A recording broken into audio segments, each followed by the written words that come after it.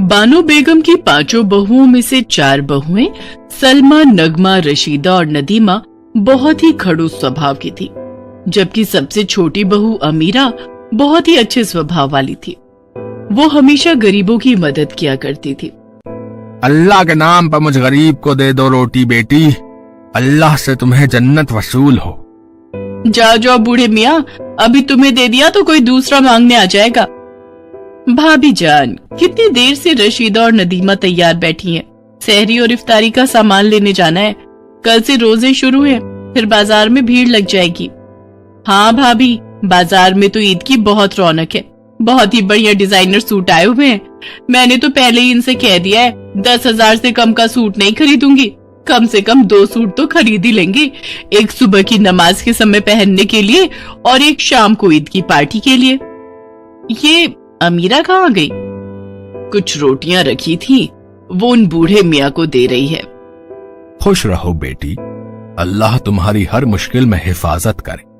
शुक्रिया बूढ़े मियाँ, आप आराम से ये रोटी खा लो, और ये कुछ रोटियां और सब्जी मैंने पोटली में बांध दी है, आप घर भी ले जाना। बूढ़ा व्यक्ति अमीरा को ढेरों दुआएं देकर वहां से चला जाता है। अमीरा, तुम बाजार चलोगी या हम चारों जाएं? भाभी जान, आप चारों हो आओ, अम्मी जान पीछे से अकेली हैं और उनके घुटनों में भी दर्द है, मैं उनके घुटनों पर तेल लगाने जा रही हूँ। ठीक है, जैसी तुम्हारी मर्जी, चलो हम चारों बाजार चलते हैं। अमीरा बहू, तुम्हें भी बाजार जाना चाहिए था, तुम अपने लिए भी ईद का कुछ सामान खरीद लाओ। कोई बात नहीं अम्मी जान, मैं फिर किसी दिन चली जाऊंगी, अभी तो ईद को समय है, लाओ मैं आपके घुटनों की मालिश कर देती हूँ। या अल्लाह, मेरी बहू अमीरा बहुत नेक दिल है, ऐसी बहू अल्लाह सबको दे। अमीरा बहू, ये लो कुछ रुपए मेरे पास जुड़े हुए हैं, ये गरीबों में कुछ सामान बांट देना। ठीक है अम्मी जान, मैंने भी कुछ सामान खरीदा है, ईद के दिन सब कुछ एक साथ ही बांट आऊंगी, आप भी मेरे साथ चलना। अमीरा बहू, ये चारों इस बात को अभी नहीं समझ रहे हैं, रोजे रखने का असली मकसद तो ये जानती ही नहीं है। हमारे पास अल्लाह का दिया सब कुछ है, पर इन चारों के आ जाने के बाद असलम, अहमद, रहीम और करीम बिल्कुल बदल गए हैं।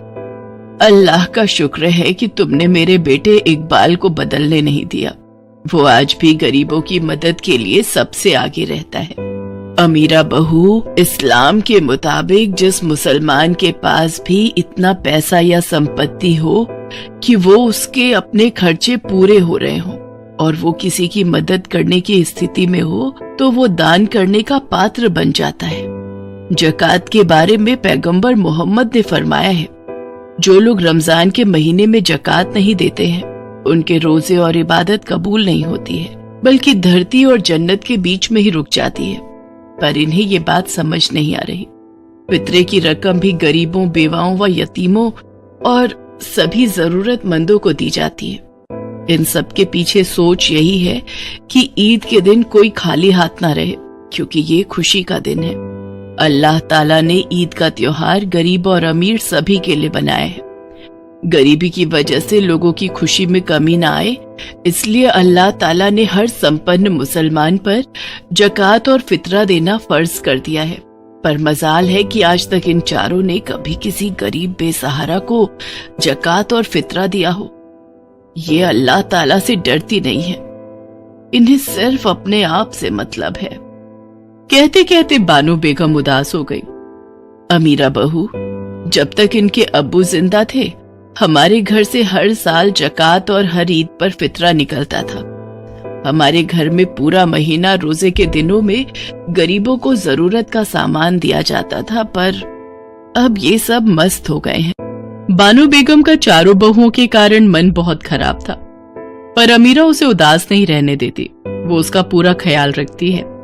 रोजाना रोजे के दिनों में अमीरा जल्दी उठ जाती और सबके उठने से पहले सहरी का सामान बनाकर तैयार कर देती और पूरे परिवार को खिलाती। पर कभी भी सलमा, नगमा, रशीदा और नदीमा समय पर नहीं उठती थी। वो तो तब उठकर आती जब सारा खाने पीने का सामान अमीरा बना चुकी होती थी। पर अमीरा ने कभी भी किसी से कुछ नहीं कहा, वो खुशी खुशी अपना फर्ज निभाती थी।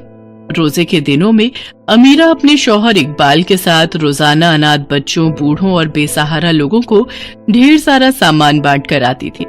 गरीब और अनाथ, बेसहारा, मजबूर सब अमीरा और इकबाल को ढेरों दुआएं देते थे। सुनो जी, ये क्या चल रहा है? घर में जब देखो अमीरा और इकबाल घर के पैसों को मुफ्त में ही बांटते रहते हैं। ऐसे कैसे काम चलेगा? भाभी जान सही कह रही हैं। हम फालतू के खर्चे करते रहेंगे तो अपने लिए कब जोड़ेंगे? इकबाल बस बहुत हो गया। ये रोजाना तुम इतना सामान गरीबों में बांट आते हो। अरे कुछ तो सोचा करो, ऐसे तो फालतू खर्चे और बढ़ते जाएंगे। असलम, तेरा दिमाग खराब हो गया है क्या? अरे अल्लाह ताला ने हमें इतना कुछ दिया है, अगर थोड़ा बहुत अमीरा और इकबाल रोजे के दिनों में गरीबों को बांट भी देंगे तो कोई कमी नहीं आ जाएगी, बल्कि बरकत ही पड़ेगी। तुम्हारे अब्बा हुजूर ऐसे नहीं थे जैसे अब तुम चारों बन चुके हो।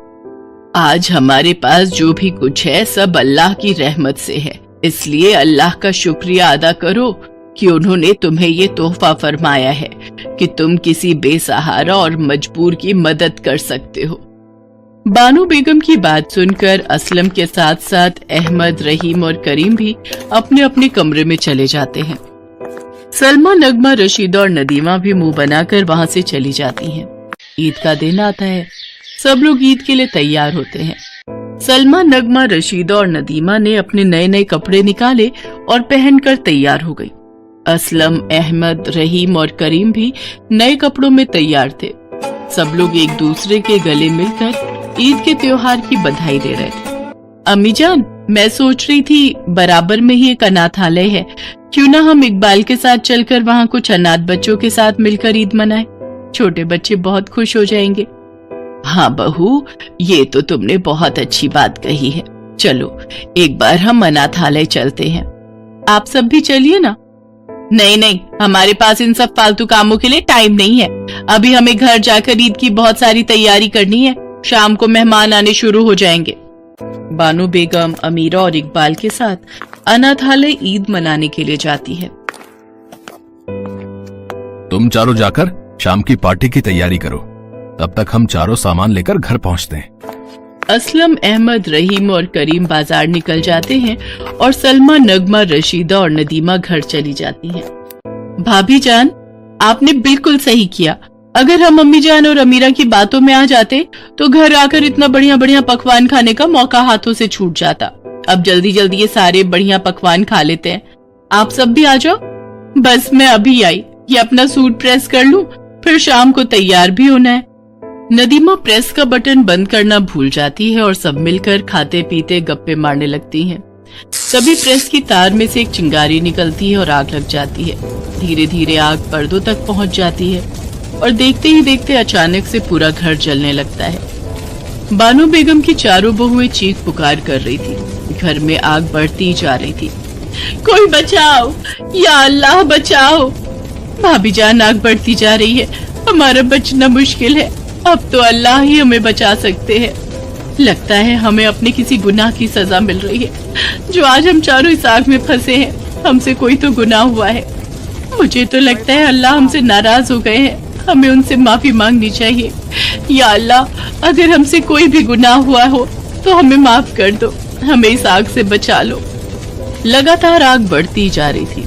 इतनी देर में बानो बेगम अमीरा और इकबाल के साथ वहां पहुंच जाती है।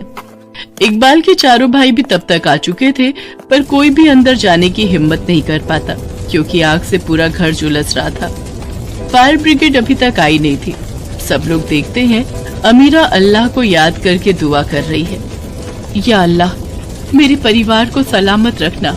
मैंने हमेशा अपने परिवार की खुशहाली और सलामती की दुआ की है। आज ईद के पाक दिन हमारे साथ ऐसा होगा मैंने नहीं सोचा था। या अल्लाह, अगर तूने मेरी हर दुआ को सुना है और अगर तुझे लगता है कि मैंने कभी किसी का बुरा नहीं चाहा, तो इसी पल ही आग बुझ जाएगी और सब कुछ पहले जैसा हो जाएगा। मेरे परिवार के गुनाहों को माफ कर दो, हम पर रहम करो, मेरी दुआ कबूल करो। अमीरा की दुआ कबूल हो गई। अल्लाह ने उसकी सुन ली और अचानक आग बुझ गई, मानो कुछ हुआ ही नहीं। सब कुछ पहले जैसा ठीक हो गया। लोग अमीरा की वाहवाही करने लगे।